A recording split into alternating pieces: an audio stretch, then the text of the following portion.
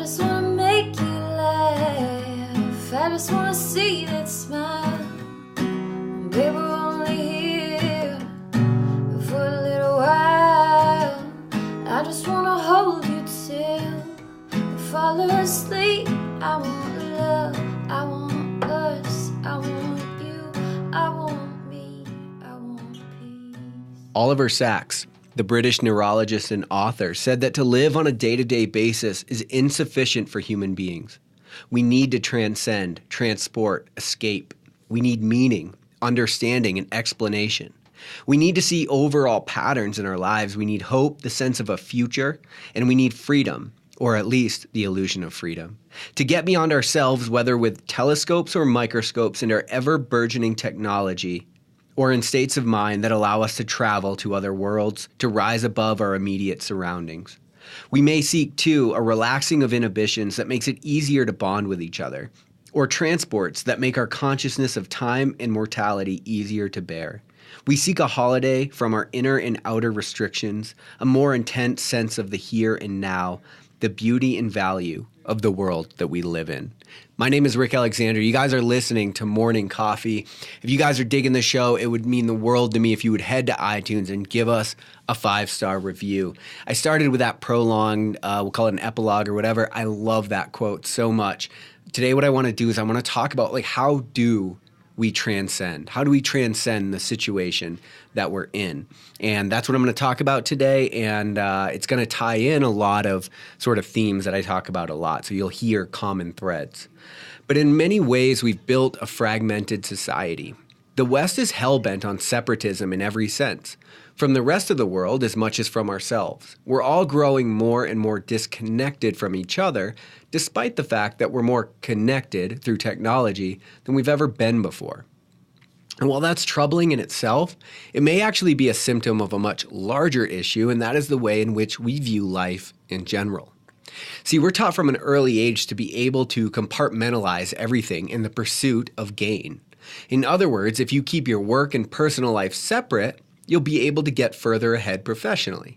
In sports, it's common to try and separate your mind and body so that you're able to keep pushing forward on sore muscles. All my endurance athletes know exactly what I'm talking about.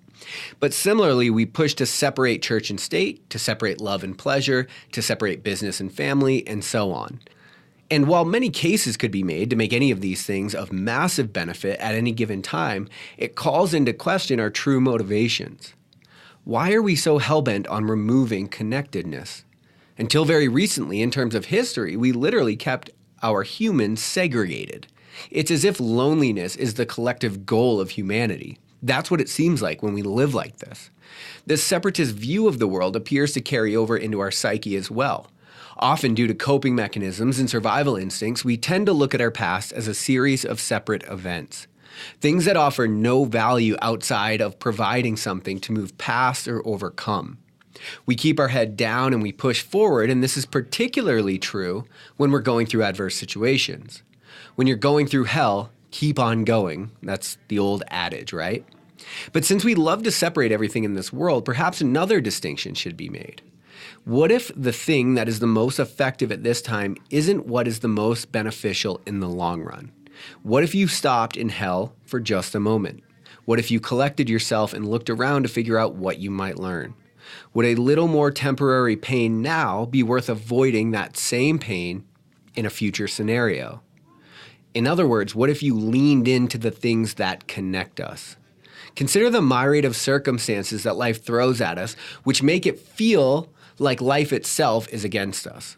When we find ourselves in the midst of pain from a breakup or loss of a dream for the future that just won't be so anymore, it's easy to want to numb yourself to get through it. We drink, we distract ourselves, we do everything to not feel.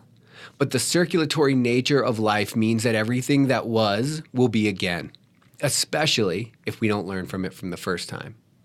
Now for a minute, just pause script and think about the opposite situation. When things are good, when everything works out so much better than you could have ever imagined. What do you do in those moments? Do we attribute it to our unparalleled prowess, or do we look around and thank our surroundings? Do we let success blind us to the fact that bad times could have just as easily appeared had the coin in that moment landed on tails instead of heads? Do we ask ourselves how we got so damn lucky when things go right? Sometimes. My interest isn't in how to quickly move through the bad and get back to the good, because that is essentially leaving the whole entire process to chance. A better question might be, how do we take stock throughout every moment so that we can position ourselves to maximize the future? How do we transcend our current states so that the state we are in next becomes a net sum of everything we've done? Instead of getting through the negative and simply trying to return to better times, how do we use both the negative and the better times to create a life that is better than anything we could have previously imagined? Our life can either be a series of cycles wherein which we weather storms, simply hoping to return to homeostasis, which is what we all do when we go through bad times. Like, how do I just get back to where I was? But our relative level of happiness, success, etc., like, is that the goal? Or our life can be a series of trials that are essentially preparing us for a better and better future. Do we survive and stay the same, or do we level up and transcend? That is the thing that we are asking ourselves when we find ourselves in hard time. Our survival mechanism and our propensity to want to survive makes us look at the first situation. It makes us want to survive and stay the same. But the reality is that if that's the thing, you're just going to end up having to relearn that lesson as many times as it takes, and maybe you never actually transcend. Because transcendence is the only real option in this life. A life of going through difficulty just to remain the same doesn't feel like a win to me at all.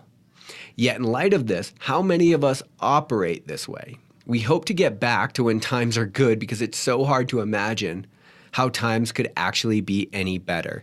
And when we think about transcendence, that is what we're after. We're after better.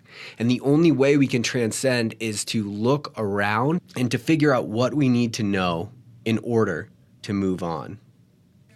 And if you look at this Oliver Sacks quote, one of the things that he talks about is that we need hope, the sense of a future. We need freedom, or at least the illusion of freedom, to get beyond ourselves. And then he goes on to talk about whether it's with telescopes or microscopes and our ever kind of quest for more technology, like essentially all of these things that we're doing, all of this moving the needle for the next generation and trying to make life better. It's how we transcend. It's what we're doing here. Whatever you do today is only going to give you a little bit of success, but it's going to give the next generation a lot of success. And that same thing is negative, right? Like if we don't take care of our environment and the earth now, it's going to affect us a little bit. It's going to affect future generations magnitudes. And so the way that we transcend is we realize that everything that we do is actually about being connected to the world around us, to the people around us, and to the world that's going to come after us. That's how we transcend. The longer we stay in our own heads and we focus on our own problems and our own moments, and we buy into this separatist mentality that's often pushed by Western culture, transcendence becomes much more difficult. At least that's been my experience thus far. Love you guys. I'll talk to you later on Morning Coffee. Hey, so here we are, beneath the moon, the rising sun and stars. It's a brand new day, it's a brand new start. To greet the world, it's just me and my guitar. When you feel alone, when you feel afraid, don't hesitate.